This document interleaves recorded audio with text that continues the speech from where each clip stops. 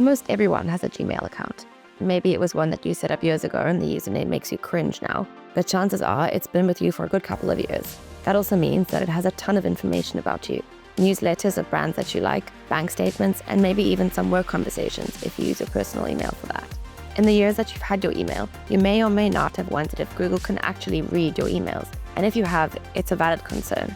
Google is a globally recognized tech giant, and if you think about it, the company's business model relies heavily on revenue from advertising. In fact, Statista reported that in 2024, the majority of Google's $348.16 billion revenue came from advertising. But what does that have anything to do with your mailbox?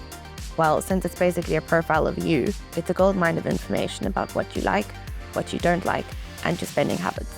So the thought of having a powerful company like Google reading your private conversations may be unsettling, as it should be, but how much access do they really have? You might be picturing a room with thousands of Google employees lined up at computers scanning every one of your emails like something out of a spy movie. But in reality, it's not quite like that.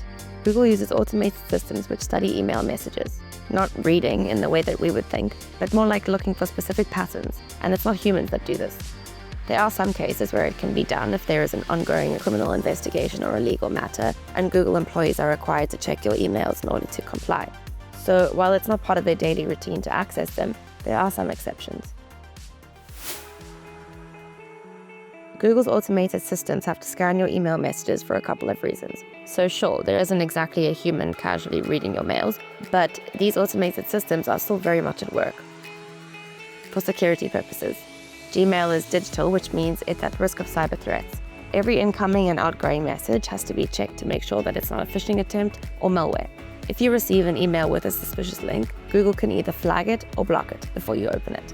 So in this case, scanning your emails is very much necessary for your protection. To enable smart features, some people might like to use the Smart Compose feature on Gmail or automated responses. How does it know what you wanted to say? Well, that's AI looking at the context of your message to suggest the most appropriate answer. Here, the scanning is done for convenience to help you sort your mails and communicate quicker. For advertising, this is where it gets a little bit more controversial. Google used to scan your emails to then serve you targeted ads based on what you showed interest in, which raised some major security concerns.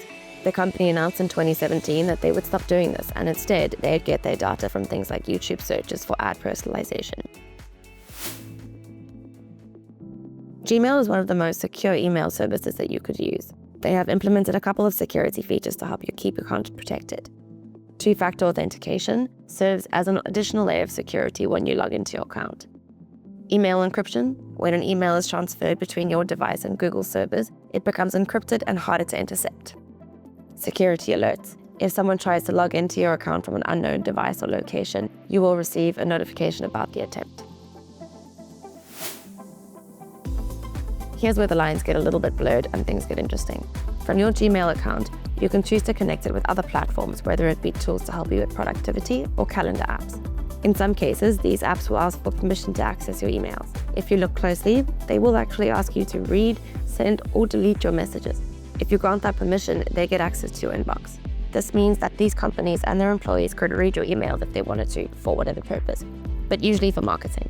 So yes, third-party apps can read your emails. When you're granting permissions, always check what you're agreeing to before you give access. If you want to go back and see what app permissions you've given, you can go to Google account settings and check it out there. If you see anything that you aren't on board with, remove the access. Google also has a confidential mode where you can set specific emails to expire after a certain period of time, or that require a password to open. If you use your Gmail account for work, this feature is ideal to use. You can also turn off any smart features in your settings that Google's AI can't scan your inbox.